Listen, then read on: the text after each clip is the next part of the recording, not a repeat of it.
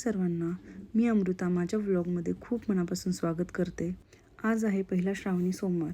So मी सकाळी लवकर उठले, ब्रश वगैरे केला, आंघोळ करून छान अशी तयार झाले. घर वगैरे झाडून स्वच्छ केलं आणि म्हटलं चला आता छान अशी पूजा करून घेऊयात. पूजा करण्या अगोदर दारासमोर छोटीशी अशी रांगोळी काढली, मग पूजा करायला घेतली. छानशी अशी पूजा करून झाली, देवाची आरती केली.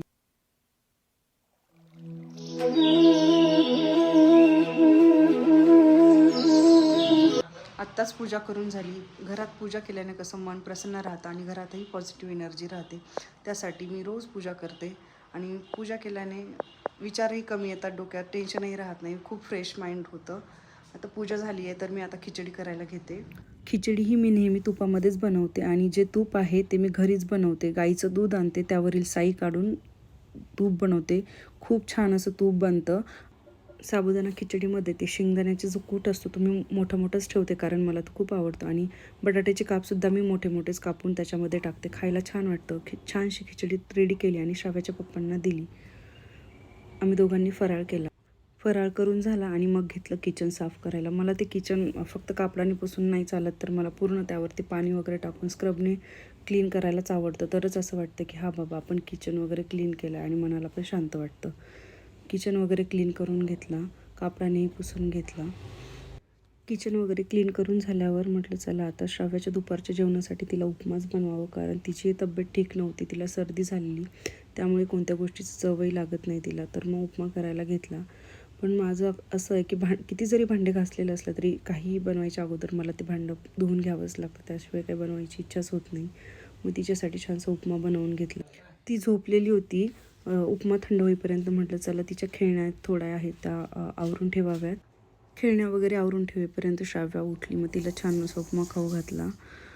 तिचं पण तब्येत ठीक नसल्यामुळे टी व्ही पाहतच उपमा खाल्ला. त्यानंतर मग घेतलं परत खाऊ घातल्यानंतर तिला झोपवलं आणि मग मी थोडा आराम केल्यानंतर मग परत 5 वाजले मी उठले. परत एकदा संध्याकाळच्या वेळेला म्हटलं घरं क्लीन करून घ्यावेत. घर झाडलं आणि मला घर झाडेपर्यंत तर श्राव्या उठून बसली. श्राव्या उठली, ती आजारी असूनही रडली वगैरे नाही, तर म्हटलं चला थोडेफार तिचे लाड करून घ्यावेत. छान अशी पप्पी वगैरे घेतली, तीही माझ्याकडे पाहून हसत होती. मग म्हटलं जरा संध्याकाळ झाली आहे तर चहा वगैरे बनवून घ्यावेत. मग चहा ठेवला. चहा उकळेपर्यंत मग तिला घेतलेला मी. मग चहा उकळला, तिच्या श्राव्याच्या पप्पांना चहा नेऊन दिला. चहा वगैरे होईपर्यंत दिवाबत्तीचा टाईम झालेला, तर चला म्हटलं आता दिवा लावून घ्याव्यात. तर मग मी दिवा लावायला घेतला. श्राव्याही माझ्याजवळ येऊन उभी राहते दिवा लावताना. तिला माहिती आहे की मी बाप्पा करते, पण ती दिव्याला वगैरे हात नाही लावत. ती मस्त माझ्याजवळ येऊन बसली. मग दिवा लावला मी आणि मग तिला मांडीवर घेतलं आणि तिला मी मांडीवर घेऊन रोज असं शुभम करोती म्हणत असते. शुभम करोती कल्याण. आता दिवा वगैरे लावून झाला आहे. आता लागते मी संध्याकाळच्या स्वयंपाकासाठी. आज तर माझा तर उपवास आहे. आपल्या गावाकडे म्हणजे नागपंचमीच्या अगोदर भावाचा उपवास धरला जातो, तसा आज माझा उपवास आहे आणि श्रावणी सोमवारही आहे. तर आता फक्त श्राव्याच्या पप्पांसाठी एकट्यांसाठीच जेवण बनवायचं आहे आणि श्राव्यासाठी खिचडी वगैरे काहीतरी टाकून देईल. श्राव्याच्या पप्पांसाठी भाकरी, भाजी आणि पांढरा भात असा स्वयंपाक बनवलेला. तर मग श्राव्यासाठी खिचडी न बनवता मी तो पांढरा भातच खायला दिला तिला दुधासोबत. माझा उपवास होता, त्यासाठी मला वरईचा म्हणजेच भगरीचा भात बनवला. वरईचा भात खाल्ला. मग सर्वांचं जेवण झाल्यावर किचन वगैरे आवरलं, भांडे साफ करून ठेवले.